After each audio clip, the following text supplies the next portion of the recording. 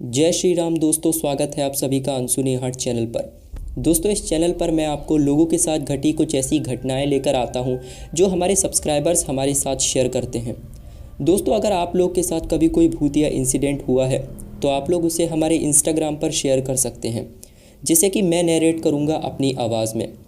दोस्तों, आगे बढ़ने से पहले मैं धन्यवाद करना चाहूँगा आप सभी को जो आप लोग हमारे यूट्यूब और इंस्टाग्राम को इतना सपोर्ट कर रहे हैं। दोस्तों, आज का जो रियल इंसिडेंट मैं आप लोगों के सामने लेकर आ चुका हूँ, उसे सुनने के बाद आप लोगों का इंसानियत से भरोसा उठ जाएगा। आज का जो पूरा रियल इंसिडेंट है वो हमें रिया ने बताया है। रिया, जिनका जन्म जम्मू में हुआ। आगे बढ़ने से पहले मैं आपको कुछ ऐसी तस्वीरें दिखाना चाहता हूँ जो रिया ने प्रूफ के तौर पर हमारे साथ शेयर की हैं। दोस्तों, ये कुछ वो तस्वीरें हैं जिससे साफ पता चलता है कि रिया के ऊपर कितना खतरनाक मारण क्रिया की गई थी। जैसे कि कुछ आटे से बनी गुड़िया जिन पर पिंस का यूज़ किया गया था, जिनके ऊपर सिंदूर और उनकी एक एक चीज़ में जहाँ पर वो पढ़ाई किया करती थी, और ये सब उन्हें उनके बेड के अंदर की काली पॉलीथीन जिनके अंदर ये सब कुछ मिला। लेकिन क्या गलती थी रिया की, उससे पहले आइए पहले सबूत देख लेते हैं।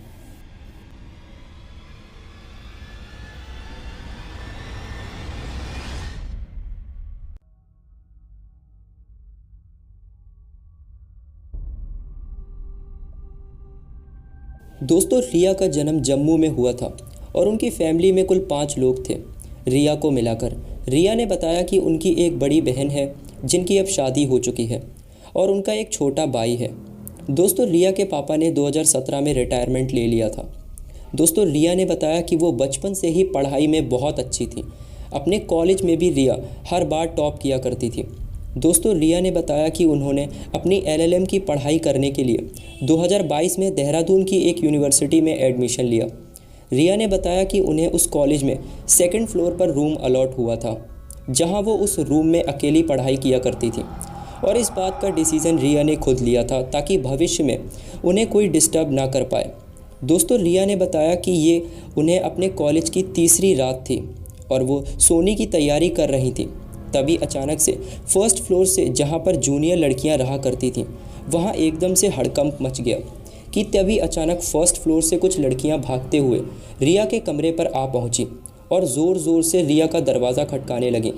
जैसे ही रिया ने दरवाज़ा खोला, उन लड़कियों ने बताया कि उनकी एक रूममेट है जो कि बंगाली है और वो कुछ अजीब हरकतें कर रही है। इस पर जो बाकी सीनियर्स थे वो इस बात का मजाक उड़ाने लगे। थोड़ी देर बाद जब सारे सीनियर्स उन लड़कियों के कमरे में पहुंचे, जहां पर उन्होंने देखा कि जिस लड़की की वो बात कर रहे थे वो अपने बेड पर बड़े आराम से सो रही थी, कि तभी वो लड़की उन लोगों के सामने ही बैठ गई और कुछ अजीब से अपने हाथ पैरों को हवा में हिलाने लगी, जिसे देखकर सारी लड़कियां उस कमरे से बाहर आ गईं। दोस्तों, रिया ने उन्हें समझाया कि यहाँ पर कोई भी भूत वूत का चक्कर नहीं है, हो सकता है उस लड़की को कोई प्रॉब्लम हो। रिया ने बताया कि वो लड़कियां को लेकर 3rd फ्लोर पर सोने चली गई, क्योंकि हो सकता है वो लड़कियां अभी नई नई थीं और वो डर रही थीं। दोस्तों, रात के 3 बजे जब सारी लड़कियां सो गईं तो रिया अपनी चादर उठाकर वापस अपने कमरे में आकर सो गई। रिया ने बताया कि जब वो सुबह उठी तब तक वो बंगाली लड़की कॉलेज से जा चुकी थी। दोस्तों, उसी दिन रिया की मुलाकात एक स्वीटी नाम की लड़की से हुई। दोस्तों, रात के करीब 12 बजे हुए थे जब रिया सोने जा रही थी। तब स्वीटी रिया के कमरे में आई और वो वहाँ सोने की ज़िद करने लगी। रिया ने बताया कि उसका कॉलेज में पहला दिन था, तो हो सकता हो कि वो अकेले सोने में डर रही हो। खैर, रिया ने स्वीटी को हाँ कर दिया। दोस्तों, कुछ दिन बाद रिया और स्वीटी की बॉन्डिंग बहुत ज़्यादा बढ़ गई। मतलब जब भी रिया फ्री होती थी तब वो स्वीटी को कॉल करके उसका हाल चाल पूछ लिया करती थी। रिया ने बताया कि जो स्वीटी थी वो हर समय उसके परिवार की बुराइयां करती रहती थी। स्वीटी का जो परिवार था वो लद्दाख में रहा करता था, जहां उसके पापा होटल चलाया करते थे। स्वीटी हमेशा कहा करती थी कि उसका जो परिवार है वो उसका भाई को ज़्यादा प्यार करता है और मुझसे प्यार ही नहीं करता, इसलिए वो अपने पापा की हर बार बुराई वगैरह करती रहती थी। हालांकि जो स्वीटी थी उसे रिया हमेशा समझाया करती थी कि तुम्हारे पापा मम्मी ने ये डिसीज़न सोच समझ के लिया होगा, उनके लिए ऐसा नहीं बोलते। दोस्तों, रिया ने बताया कि जो स्वीटी थी वो स्मोक बहुत ज़्यादा किया करती थी। उसकी स्मोक करने की आदत बहुत ज़्यादा थी। स्वीटी रात को 3-3 बजे पार्टी करके घर आया करती थी और रिया का दरवाज़ा नॉक कर देती थी। दोस्तों, रिया ने बताया कि वो उसे अपनी छोटी बहन की तरह ट्रीट करा करती थी। जब भी स्वीटी के घर से कॉल आता तो स्वीटी बड़े चालाकी से रिया से बात करा दिया करती थी और रिया हर बार संभाल लेती। दोस्तों, रिया ने बताया कि स्वीटी हमेशा स्मोकिंग और पार्टी में सबसे आगे रहा करती थी और जब पढ़ाई की बात आती तो वो अपने पैर पीछे खींच लिया करती थी। जब भी स्वीटी का कोई एग्ज़ाम होता था तो उसकी हमेशा कंपार्टमेंट आया करती थी। रिया ने लाख समझाने पर भी स्वीटी का ध्यान सिर्फ बॉयफ्रेंड बनाने और पार्टी करने में लगा रहता था। स्वीटी ने अपने काम उम्र में ही बहुत सारे बॉयफ्रेंड बना लिए थे, जिनमें से एक का नाम था ओवेश। ओवेश एक मुस्लिम लड़का था और जितनी भी लड़कियां वहाँ पर रहा करती थीं, वो इस बात से बहुत परेशान थीं कि ओवेश और स्वीटी का हमेशा फ़ोन पर झगड़ा होता रहता था। और जो दूसरी लड़कियां थीं वो अक्सर स्वीटी को समझाती थीं कि तू थोड़ा देख ले। दोस्तों, जो ओवेश था वो हरिद्वार का रहने वाला था और जब भी स्वीटी उससे मिला करती थी और उसके बाद घर आया करती थी तो उसका मुंह लटका हुआ होता था, क्योंकि वो हर बार किसी बात पर उससे लड़ झगड़ कर आती थी। रिया ने बताया कि एक दिन उनके दोस्तों ने हरिद्वार मीटअप करने का फ़ैसला किया। रिया ने जब स्वीटी से चलने के बारे में पूछा तो उसने 1 सेकंड नहीं लगाया हामी भरने में। जब वो लोग हरिद्वार में मिले तो रिया ने नोटिस किया कि जो स्वीटी थी वो बहुत जल्दी घुल मिल रही थी। रिया के दोस्तों में रिया ने बताया कि जो उसके एक दोस्त था उसका रिवर राफ्टिंग का बिजनेस था। स्वीटी ने उसका अपना बॉयफ्रेंड बना लिया और उस ओवेश से तुरंत ही ब्रेकअप कर लिया। हरिद्वार से जब ये लोग वापस कॉलेज आए तो ये जो रिया थी वो अमित, जिसका रिवर राफ्टिंग का बिजनेस था, उससे बहुत कॉल किया करती थी, मैसेज किया करती थी। पर जो अमित था वो अपने बिज़नेस में काफ़ी बिजी रहा करता था, इसलिए वो स्वीटी का टाइम नहीं दे पाता था। इसी कारण जो स्वीटी थी उसने अमित से भी ब्रेकअप कर लिया। दोस्तों, रिया ने बताया कि कुछ दिन बाद स्वीटी ने अभिषेक नाम के एक लड़के को अपना बॉयफ्रेंड बनाया और ये दोनों रिलेशनशिप में आ गए। रिया ने बताया कि जो स्वीटी थी वो स्मोक और ड्रिंक की आदत बहुत परेशान थी। वो बहुत बड़ी रहा करती थी और स्वीटी ने रिया को माँ कहना शुरू कर दिया था ताकि वो स्वीटी को इमोशनली वीक करके उसका फ़ायदा उठा सके। रिया ने बताया कि कुछ दिन बाद ही उसके और सारे जूनियर्स के एग्ज़ाम स्टार्ट होने वाले थे। रिया ने स्वीटी को बहुत समझाया, लेकिन जो स्वीटी थी वो बिल्कुल भी नहीं पढ़ रही थी। रिया ने स्वीटी से दूरी बना रखी थी और उन्होंने अपनी पढ़ाई पर फोकस पूरा कर दिया और जब रिज़ल्ट आया तो उन्होंने कॉलेज में वापस से टॉप किया। इसके बाद उसके कॉलेज प्लेसमेंट में देहरादून में ही लग गई। प्लेसमेंट के बाद उन्होंने एक रूम बुक किया जो कि 2 BHK का था, जिसमें रूम थे और एक लॉबी, किचन, बाथरूम और एक बालकनी भी थी। रिया ने बताया कि जब वो कॉलेज से जा रही थी तब उन्होंने स्वीटी से पूछा कि तू भी क्या मेरे साथ चलेगी, तो स्वीटी ने तुरंत ही हाँ कर दिया।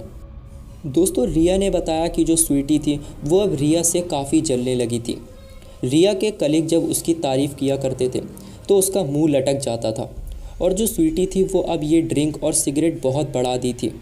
जब भी उसकी फैमिली का फ़ोन आता तब वो बड़ी चालाकी से रिया से बात करवा देती और जो रिया थी वो बार बार की तरह उनके जो मम्मी पापा थे उनको मना लिया करती थी। हालांकि रिया को भी अंदर से स्वीटी के लिए बहुत बुरा लगता था। दोस्तों, एक दिन रिया को अपने घर जाना था अपने डॉक्यूमेंट लेने के लिए, तो जो रिया थी वो स्वीटी को समझाती है कि रात को पार्टी मत करियो, जल्दी आ जाइयो वगैरह वगैरह। रिया ने बताया कि जिस दिन वो अपने जम्मू में थी उस रात रिया को उसके फ्लैट से कॉल आया, उसका मैनेजर का कॉल था और उसने जो कहा उसे सुनकर रिया को एकदम से झटका लगा। दोस्तों, उस रूम का मैनेजर था, उसने कहा कि आपके रूम में ज़ोर ज़ोर से आवाज़ें आ रही हैं, हमें पुलिस बुलानी पड़ सकती है। जिसे सुनते ही रिया ने तुरंत स्वीटी को कॉल किया और उसे बहुत सुनाया और फिर स्वीटी ने पार्टी को बंद कर दिया। अगले दिन जब रिया जम्मू से आई तो उसने स्वीटी को समझाया कि पार्टी अगर करनी थी तो शांति से कर लेती। इसके बाद से जो स्वीटी थी और भी चिढ़ने लगी। थोड़े दिन बाद रिया की फैमिली ने रिया को कॉल किया और रिया को कुछ दिनों के लिए जम्मू आने को कहा, क्योंकि रिया की फैमिली ने द्वारिकाधीश जाने का प्लान बनाया था।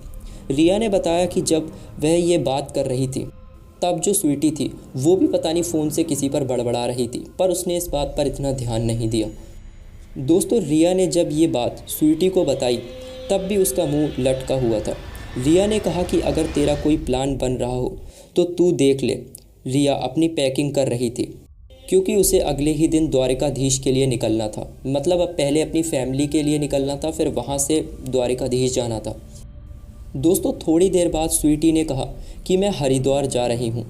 रिया ये सुनकर खुश हुई कि चलो अब ये यहाँ रहकर पार्टी करके हल्ला नहीं मचाएगी। दोस्तों रिया ने बताया कि वो शाम को शॉपिंग करने गई हुई थी। शाम को जब वो घर लौटी तो जो स्वीटी थी वो और भी ज़्यादा चिढ़ गई, क्योंकि जो रिया थी वो काफ़ी ज़्यादा मतलब सूट वगैरह अपने लिए कपड़े लेकर आई थी मंदिर जाने के लिए। तो वो ये सोचकर चिढ़ गई कि सिर्फ इतने एक मंदिर जाने के लिए इतना खर्चा क्यों किया। दोस्तों जो रिया थी वो काफ़ी सही फैमिली से बिलोंग करती थी, तो उसके लिए ये खर्चा कुछ भी नहीं था। दोस्तों अगले दिन रिया जम्मू पहुंच गई। करीब 2 दिन के बाद जब रिया अपनी फैमिली के साथ मंदिर में दर्शन कर रही थी कि तभी स्वीटी का कॉल आता है रिया को। रिया जैसे ही उसका कॉल उठाती है उसी समय वो कुछ ऐसा बोलती है जिसे सुनकर एक बार को रिया भी घबरा जाती है। स्वीटी ने बताया कि पिछली रात को जब वो बहुत ड्रिंक करे हुए थी तो जो रिया का दोस्त था उसने उसके साथ कुछ गलत करने की कोशिश की। ये सुनकर जो रिया थी वो अपनी फैमिली से थोड़ा दूर आई और उसे समझाने लगी कि तू टेंशन मत ले, मैं थोड़ी देर में तेरे को कॉल करती हूँ। दोस्तों रिया ने बताया कि वो अपने दोस्त को अच्छे तरीके से जानती है और वो इसी तरह की हरकत कभी कर नहीं सकता।